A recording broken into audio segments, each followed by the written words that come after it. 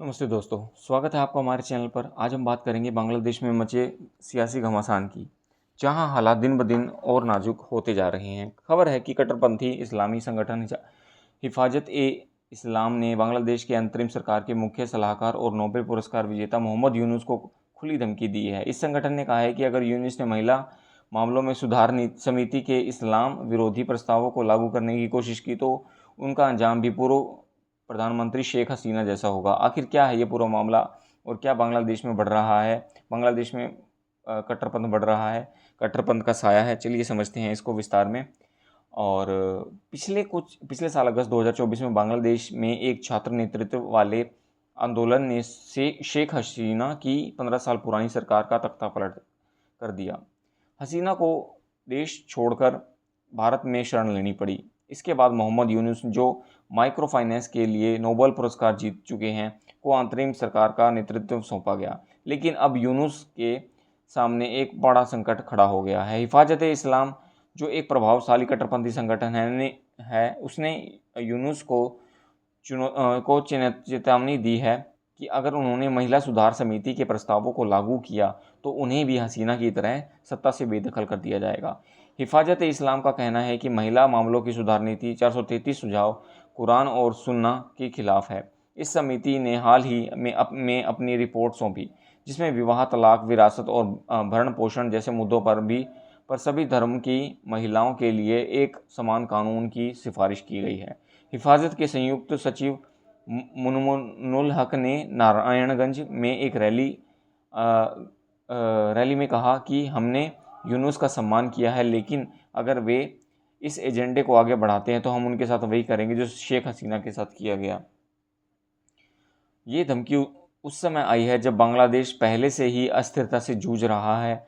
शेख हसीना के जाने के बाद देश में धार्मिक कट्टरता बढ़ रही है। हिजबत उतर तहरीर जैसे प्रतिबंध संगठन अब खुलेआम रैलियां निकाल रहे हैं और इस्लामी खलीफा की स्थापना की मांग कर रहे हैं। हिंदू, बौद्ध और ईसाई समुदायों पर हमले बढ़ रहे हैं और कई सूफी मुसलमानों को भी निशाना बनाया गया है।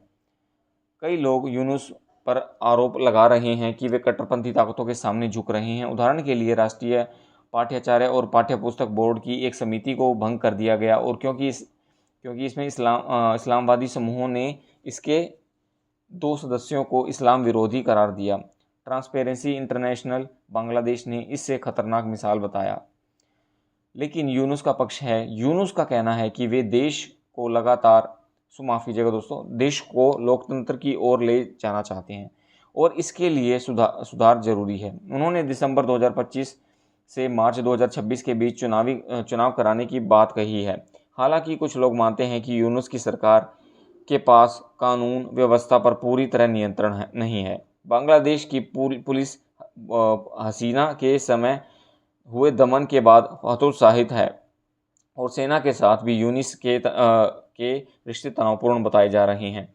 इसी बीच शेख हसीना भारत से लगातार यूनुस पर हमला बोल रही है और उन्होंने यूनुस को सूदखोर और आतंकवादी तक कहा है और दावा है कि यूनुस उनकी पार्टी अवामी लीग के कार्यकर्ताओं और आम लोगों की हत्या करवा रहे हैं। हसीना ने यह भी कहा कि वे एक दिन बांग्लादेश लौटेंगे और यूनुस की सरकार को उखाड़ फेंकेंगे। दोस्तों, बांग्लादेश इस समय एक नाजुक मोड़ पर है। एक तरफ कट्टरपंथी ताकतें यूनुस को धमकी दे रही हैं, दूसरी तरफ हसीना और उनकी पार्टी की वापसी की जुगत में है। ऐसे में सवाल ये है कि यूनुस इस तूफान को संभाल पाएंगे? क्या बांग्लादेश में लोकतंत्र की राह आसान होगी या देश अराजकता की ओर बढ़ेगा?